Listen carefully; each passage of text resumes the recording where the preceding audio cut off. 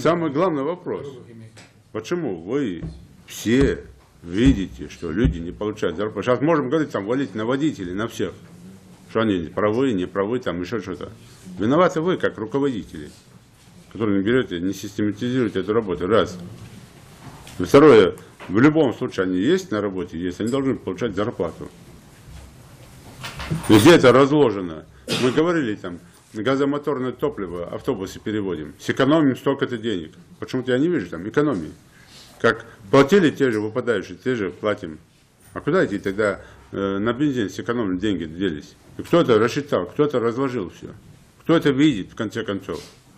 Вот вчера это до газомоторного топлива столько было денег. Поэтому здесь тоже запишите у себя и поднимите это все. Куда деньги-то делись тогда? Экономия куда девается?